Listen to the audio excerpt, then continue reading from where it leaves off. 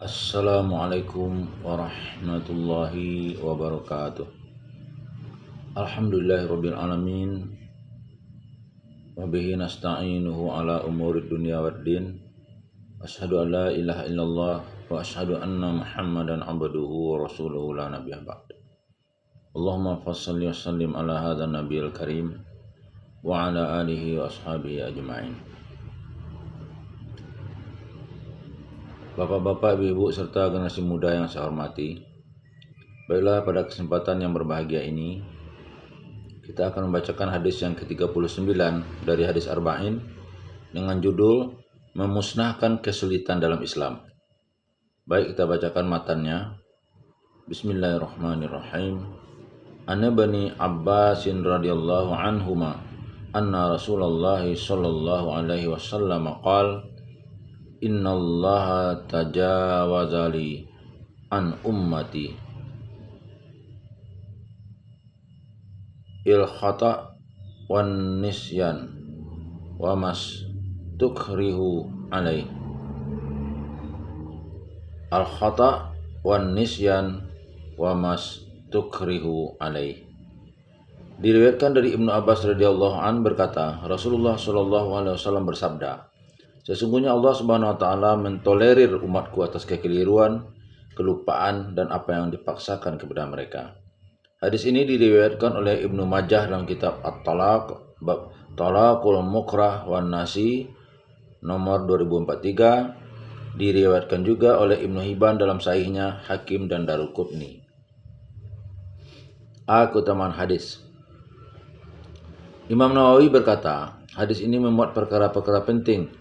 Seandainya perkara-perkara itu dituliskan, tentu tidak muat dalam buku ini. Ibnu Hajar Al-Haytami berkata, hadis ini mempunyai manfaat yang menyeluruh karena terdapat 3 perkara yang dibicarakan hadis ini bisa dijumpai dalam semua masalah fikih. Bahkan hadis ini bisa dikatakan setengah dari syariat, karena semua perbuatan yang dilakukan tidak terlepas dari 2 hal, disengaja atau tidak disengaja. Sedangkan tidak disengaja mencakup kekeliruan, lupa, dan dipaksa. Secara eksplisit hadis ini menjelaskan bahwa perbuatan manusia yang dilakukan dengan tidak sengaja tidak mendapat dosa, dan secara implisit dapat dipahami bahwa perbuatan manusia yang dilakukan dengan sengaja akan diberikan hukuman. B. Penjelasan kata dalam hadis. Tajawaz, memaafkan atau mengampuni. Ummati maksudnya adalah ummatul ijabah, yaitu setiap orang yang mengimani Rasulullah SAW dan menyambut seruannya.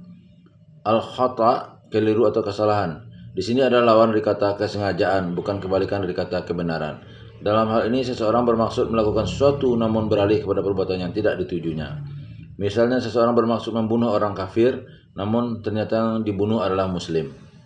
An-nisyan, lupa atau lalai, yaitu antonim dari ingat. Sepertinya seseorang ingat akan sesuatu tapi ia lupa ketika melakukannya.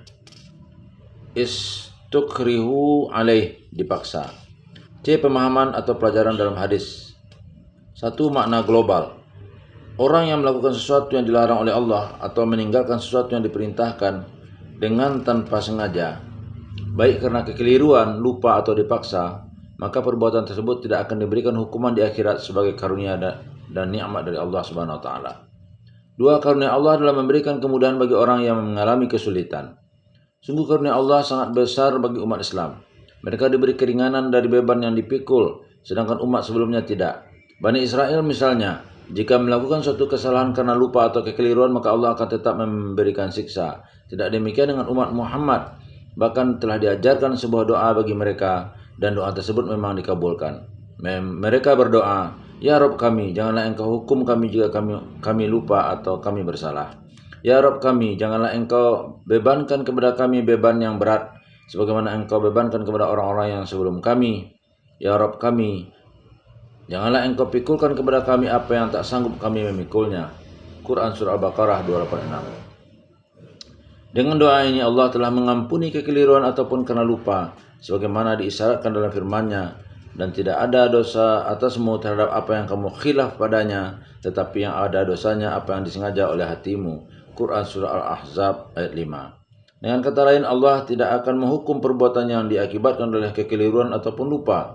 Namun Allah hanya akan menghukum perbuatan dosa yang disengaja. Allah juga tidak membebani kita dengan sesuatu yang kita tidak mampu melaksanakannya atau menjadikan kita dalam kesulitan. Keringanan ini Allah berikan manakala kita mau menuruti perintah Allah secara seraya berkata, kami mendengar dan kami taat. Kami mengharap ampunan-Mu ya Rabb kami dan kepadamu tempat kembali. Quran Surah Al-Baqarah 285.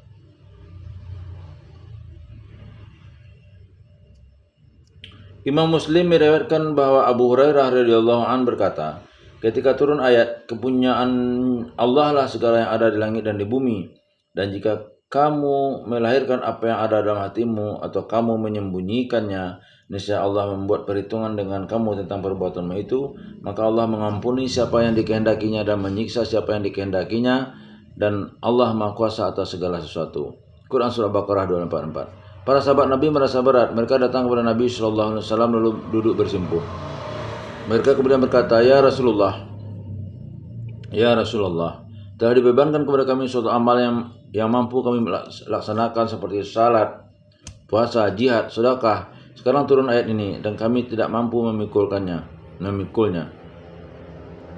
Rasulullah SAW kemudian bertanya, apakah kalian ingin mengatakan kami dengar dan kami melanggar? Katakanlah, kami dengar dan kami taat. Ampunilah kami ya Rabb kami dan kepada Engkaulah tempat kembali. Kala para sahabat mengucapkan apa yang diajarkan Nabi, turunlah ayat. Rasul telah beriman kepada Al-Quran yang diturunkan kepadanya dari Tuhannya. Demikian pula orang-orang yang beriman, semuanya beriman kepada Allah, malaikat-malaikatnya, kitab-kitabnya dan rasul-rasulnya. Mereka mengatakan, kami tidak membeda-bedakan antara seseorang pun dengan yang lain dari rasul-rasulnya. Dan mereka mengatakan, kami dengar dan kami taat.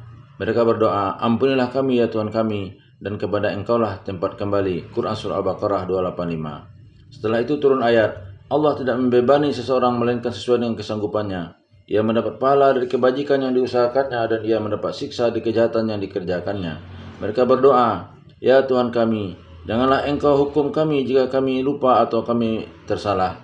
Ya Tuhan kami, janganlah Engkau bebankan kepada kami beban yang berat, sebagaimana Engkau bebankan kepada orang-orang sebelum kami. Ya Tuhan kami, janganlah Engkau pikulkan kepada kami apa yang tidak sanggup kami memikulnya. Beri maaflah kami, ampunilah kami, dan rahmatilah kami. Engkaulah penolong kami, maka tolonglah kami terhadap kaum yang kafir. Quran Surah Baqarah 286. 3. Diampuni dosanya bukan berarti lepas dari tanggung jawab yang lain. Perbuatan seseorang jika tidak sesuai dengan syariat maka akan melahirkan suatu hukum.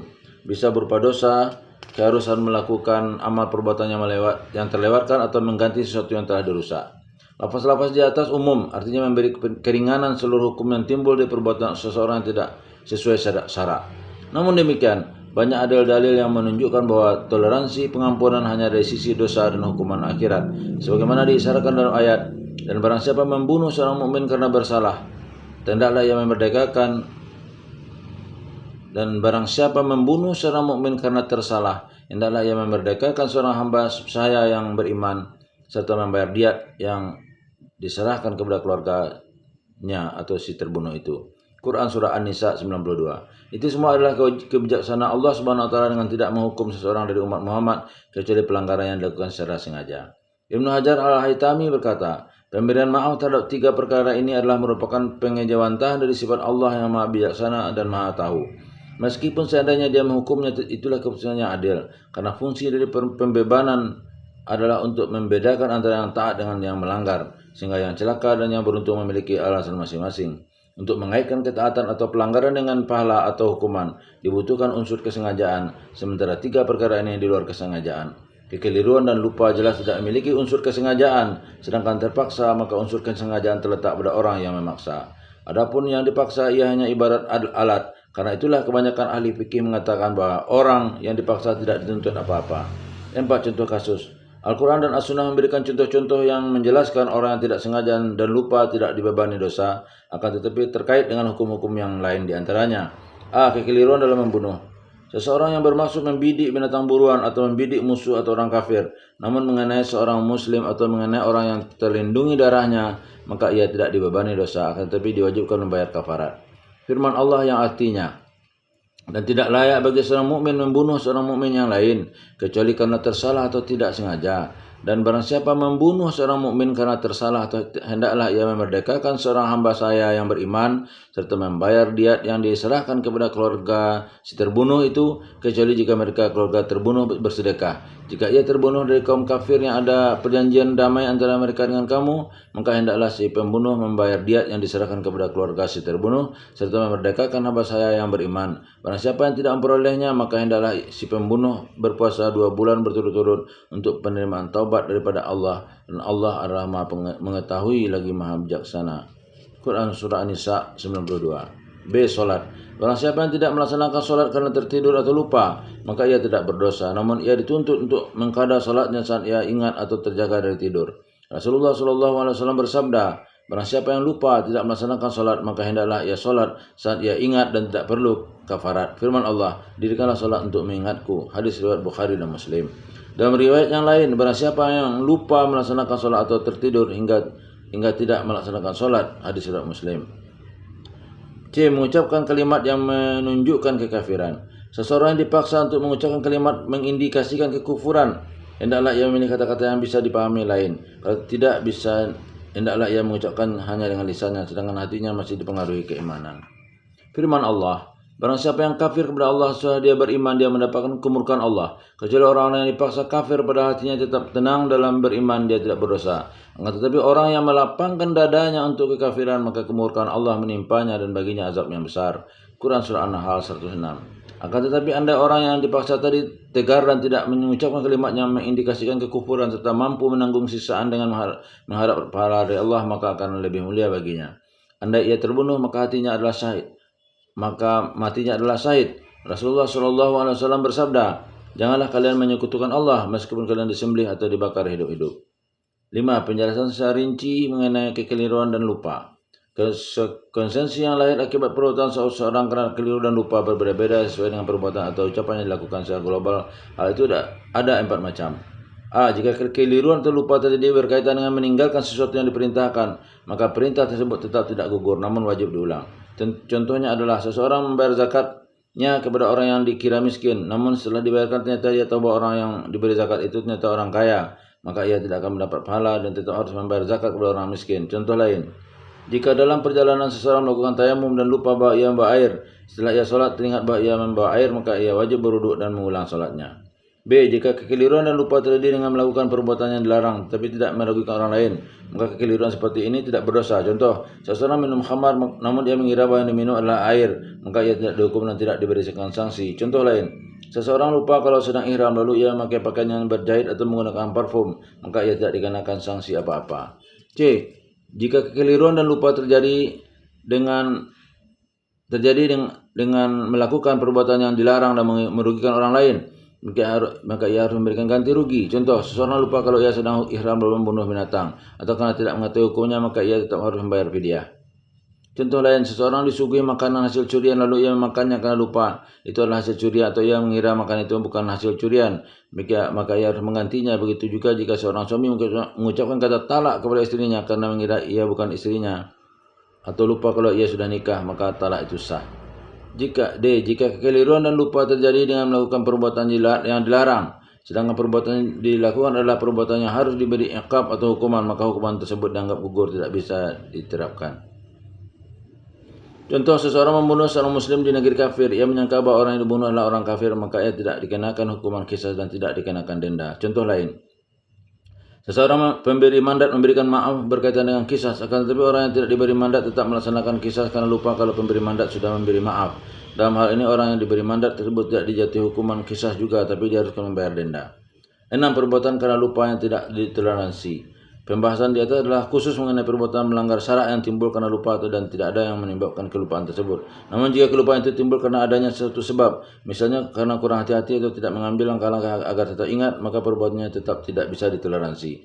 Contoh, orang yang lupa akan hafalan Al-Qur'annya karena ia malas melakukan murajaah atau pengulangan hafalan, maka ia bisa dikenakan hukuman.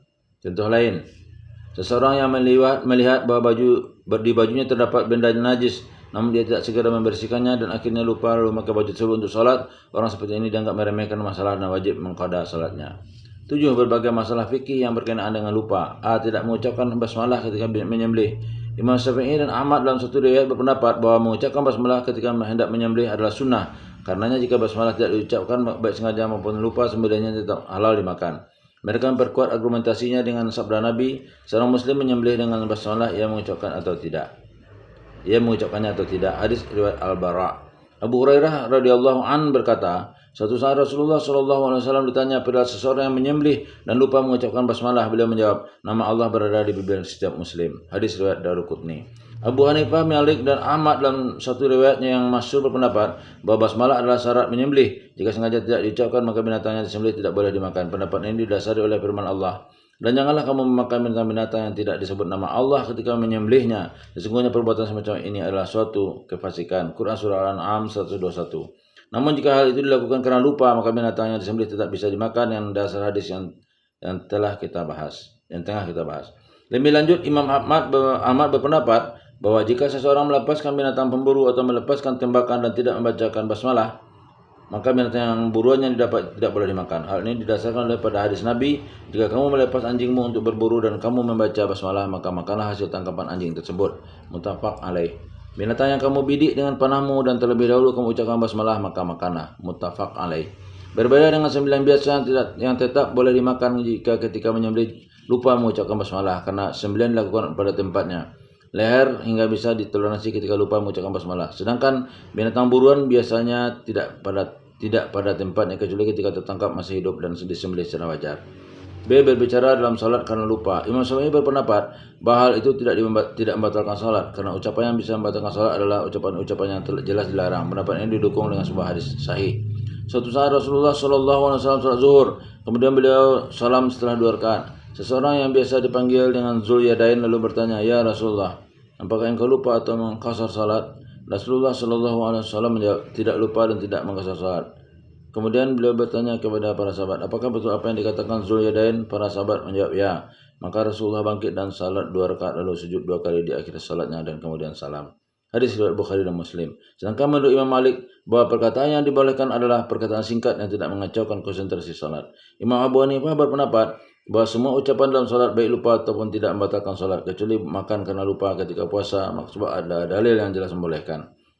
C. Makan minum bersetubuh ketika puasa karena lupa. Menurut jumhur kebanyakan ulama bahwa orang yang lupa kalau ia sedang berpuasa lalu makan dan minum atau puasanya tidak batal, namun demikian harus segera menghentikan perbuatan itu dan meneruskan puasanya. Ia tidak harus mengqada dan tidak membayar denda. Pendapat ini didasari oleh hadis, barang siapa yang lupa dalam keadaan puasa lalu ia makan atau minum, maka hendaklah ia meneruskan puasanya. Sungguhnya ia telah diberi makan dan minum oleh Allah. Hadis riwayat Bukhari dan Muslim. Imam Malik berpendapat jika puasa yang dilakukannya adalah puasa wajib, maka ia harus mengqada dan tidak perlu membayar kafarat, karena sama artinya dengan meninggalkan sholat karena lupa. Tampaknya menurut Imam Malik, hadis di atas ditujukan untuk puasa sunnah. Abu Hanifah, Malik dan Syafi'i mengkiaskan jima dengan makan dan minum dalam masalah ini. Sedangkan Ahmad dalam pendapatnya yang masyhur berpendapat jima karena lupa dapat membatalkan puasa dan ia wajib mengqada puasanya. 8. Kekeliruan dan lupa dalam sumpah. Seseorang bersumpah lalu melanggar sumpahnya karena lupa atau tidak mengetahui bahwa yang dilakukannya termasuk melanggar sumpah sendiri. Apakah dia dianggap melanggar sumpah atau tidak? Menurut Syafi'i dalam suatu pendapatnya yang masyhur, hal itu tidak dianggap melanggar sumpah meskipun sumpahnya berkaitan dengan talak dan memperdagangkan budak. Menurut Imam Malik, orang yang lupa dianggap melanggar sumpah karena yang dimaafkan adalah dosa tidak sengaja dan kelupaan dan bukan efek yang ditimbulkan. Imam Ahmad dalam pendapatnya yang masyhur membedakan antara sumpah untuk cerai dan untuk memerdekakan budak dengan sumpah selain 2 hal itu. Jika selain talak dan memerdekakan budak, maka dianggap tidak melanggar sumpah. Namun jika berkaitan dengan talak dan memerdekakan budak, maka dianggap telah melanggar sumpah. Jika dalam keadaan lupa ia menggaul istrinya, ia tetap tidak berdosa. Dengan syarat ketika ingat bahwa ia telah bersumpah untuk menceraikan istrinya, ia harus menghentikan segala persetubuhan. Perbedaan ini disebabkan karena talak dan memerdekakan budak terkait dengan syarat, maka sumpah tersebut berlaku manakala syaratnya terwujud walau tanpa disengaja. Sebagaimana kalau dia mengatakan, "Kamu aku cerai jika matahari terbit," maka talak itu akan berlaku manakala matahari terbit. 9. Ikrah atau paksaan.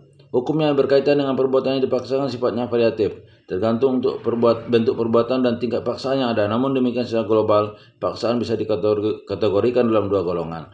A. Paksaan yang sifatnya mengikat. Artinya tidak ada pilihan lain kecuali harus melaksanakan apa yang dipaksakan. Misalnya seseorang yang diikat dan diseret dengan paksa ke suatu tempat yang diharamkan untuk memasukinya. Dalam kondisi ini ia tidak berdosa. B. Paksaan yang bersifat tidak mengikat. Artinya orang yang dipaksa masih punya pilihan atau bisa mengelak untuk tidak melakukan apa yang dipaksakan, seperti orang yang dipukul agar melakukan perbuatan yang dipaksakan. Apabila ia menghindar maka itu lebih baik. Jadi dari satu sisi ia dipaksa, namun dari sisi lain ia memiliki pilihan. Masalah-masalah fikih seputar paksaan. A. Paksaan dalam perbuatan. Paksaan untuk berzina dan membunuh. Membunuh tanpa dasar kebenaran dan berzina adalah dosa besar. Keharamannya tertulis dalam semua syariat yang diturunkan kepada Nabi dan Rasul. Karena itu dua perbuatan itu tidak ada toleransi sama sekali. Dalam kondisi apapun, termasuk ketika dipaksa. Jika orang yang dipaksa menolak kemudian dibunuh, maka ia beroleh pahala. Meskipun demikian, dampak yang timbul akibat melaksanakan salah satu dari perbuatan di atas karena paksaan berbeda-beda, sesuai dengan perbuatan yang dilakukan karena paksaan dan tingkatan paksaan yang ada. Paksaan untuk berzina, sebagian ulama berpendapat jika seorang wanita dipaksa untuk berzina atau diperkosa maka tidak dijatuhi hukuman. Jika paksaan itu sifatnya tidak bisa ia hindari, tidak berdosa. Namun jika ia masih bisa dihindari maka ia berdosa. Pendapat ini berdasarkan pada hadis di atas dan hadis yang diceritakan oleh Asram bahwa pada zaman Rasulullah Shallallahu Alaihi Wasallam ada seorang wanita diperkosa dan Rasulullah tidak menjatuhi hukuman kepadanya. Pada masa pemerintahan Utsman radhiyallahu an, beberapa budak wanita dihadapkan pada Umar karena telah diperkosa oleh sejumlah laki-laki. Maka Umar menjatuhkan hukuman kepada laki-laki pemerkosa dan tidak kepada wanita. Dalam hal ini laki-laki sama dengan wanita, sebagaimana yang dinyatakan oleh sebagian besar ulama. Namun kebanyakan pengikut Imam Ahmad dan Muhammad ibnu Hasan menyatakan bahwa laki-laki yang dipaksa berzina tetap dihukum karena persetubuhan tidak mungkin terjadi tanpa adanya birahi. Sedangkan paksaan dapat menghilangkan birahi. Jika terjadi birahi berarti unsur paksaan itu hilang, jadi harus dihukum. Imam Abu Hanifah berpendapat bahwa jika dipaksaan datang dari penguasa tidak diberikan hukuman, namun jika datang dari selain penguasa tetap diberi hukuman. Paksaan untuk membunuh, para ulama sepakat bahwa membunuh orang terlindungi darahnya karena dipaksa tetap akan mendapatkan dosa, karena dengan membunuh itu seakan ia menjadikannya sebagai ganti dirinya. Mereka kemudian memberi batasan bahwa paksaan tersebut adalah paksaan yang mengancam nyawa dengan syarat-syarat tertentu yang dibahas dalam buku-buku fikih. Meski sepakat bahwa membunuh karena dia paksa tetap berdosa, maka mereka berbeda pendapat mengenai diberlakukan atau tidaknya hukuman qisas pada pelaku. Imam Malik, Ahmad, dan Syafi'i dalam satu pendapatnya mengatakan bahwa keduanya, orang yang memaksa dan yang dipaksa, wajib diqisas karena kedudukannya telah bersama-sama melakukan pembunuhan. Imam Abu Hanifah dan sebagian ulama Syafi'iyah berpendapat bahwa yang wajib diqisas hanyalah orang yang memaksa karena yang dipaksa hanyalah alat. Imam Zufar dan sebagian ulama Syafi'iyah berpendapat bahwa yang wajib diqisas hanyalah orang yang dipaksa karena ia yang membunuh secara langsung dan tidak bisa dikatakan sebagai alat. Terlebih para ulama sepakat bahwa ia berdosa. Paksaan untuk perbuatan selain berzina dan membunuh. Yang dimaksud adalah semua perbuatan melanggar syarak yang dilakukan secara paksa selain zina dan membunuh, misalnya mencuri dan minum khamar. Kebanyakan ulama berpendapat bahwa seseorang yang dipaksa melakukan salah satu dari perbuatan tersebut, ia boleh melakukannya dan tidak berdosa dan tidak dijatuhi hukuman. Namun jika yang dilakukannya adalah mencuri atau merusak sesuatu, maka ia harus menggantinya. Dalam mengganti barang yang diambil atau dirusakkan, ia berhak minta kepada orang yang memaksa. Imam Ahmad dalam satu pendapatnya dan sebagian ulama Malikiyah berpendapat bahwa orang yang melakukan tetap dikenai hukuman secara fisik, dan jika merusakkan sesuatu ia dan orang yang memaksa harus menggantinya. B. Paksaan terhadap ucapan. Kebanyakan ulama termasuk Malik, Syafi'i, dan Ahmad berpendapat bahwa perkataan haram yang diucapkan karena paksaan tidak dinilai sebagai sebuah dosa. Hal ini meliputi perkataan apapun, karena Allah memaafkan orang-orang yang mengucapkan kalimat kufur karena dipaksa, kecuali orang yang dipaksa kafir pada hatinya masih tetap tenang dalam beriman, dia tidak berdosa. An-Nahl 106. Kufur memiliki kaitan hukum yang banyak. Kaitan hukum yang terberat adalah dosa. Apabila dosanya saja dihapus, apalagi kaitan hukum yang lainnya. Hal ini berlaku untuk semua ucapan, bahkan pada transaksi jual beli, nikah, cerai. Pendapat ini diperkuat oleh hadis di atas dan hadis berikut. Aisyah radhiyallahu an berkata bahwa Rasulullah Shallallahu Alaihi Wasallam bersabda, tidak ada cerai dan tidak ada memerdekakan budak jika dipaksa. Hadis riwayat Abu Daud dan yang lain. Sedangkan Abu Hanifah membedakan antara transaksi yang masih bisa digagalkan dengan yang tidak. Unsur paksaan bisa diterima dalam transaksi yang menerima pembatalan seperti jual beli, sehingga konsekuensi dari transaksi tersebut tidak dibebankan kepada orang yang dipaksa. Sedangkan hal-hal yang tidak menerima pembatalan seperti nikah, cerai, nazar, maka unsur paksanya tidak bisa dijadikan alibi, sehingga orang yang mengatakan harus menanggung konsekuensi dari perkataan tersebut. 11. Rela terhadap paksaan. Jika orang yang dipaksa menampakkan kerelaan dengan apa yang dipaksakan, maka apa yang dilakukan tidak dikategorikan sebagai paksaan. Dengan demikian, akad yang dilakukan tetap sah atau pelanggaran yang dilakukan tetap diberikan sanksi. 12. Paksaan untuk melakukan kebenaran. Jika seseorang dipaksa untuk mengucapkan sesuatu yang wajib diucapkan atau perbuatan yang wajib dilaksanakan, maka ucapan atau perbuatan yang dilakukan karena paksaan tersebut tetap sah. Misalnya, orang kafir yang dipaksa masuk Islam lalu ia menyatakan masuk Islam, maka Islamnya dianggap sah. B. Suami bersumpah tidak akan menyetubuhi istrinya jika sumpah tersebut telah lewat 4 bulan dan ia tetap tidak mau menggauli istrinya, tidak juga menceraikan, lalu hakim memaksanya untuk menceraikan istrinya, maka perceraian itu sah. C. Jika seseorang bersumpah untuk tidak membayar hutangnya, lalu hakim memaksanya untuk membayar hutang, maka berarti ia telah melanggar sumpahnya dan harus membayar kafarat sumpah. D. Jika hakim memaksa seseorang menjual hartanya untuk melunasi hutang-hutangnya, maka jual beli tersebut sah. Billahi taufiq wa hidayah. Assalamualaikum warahmatullahi wabarakatuh.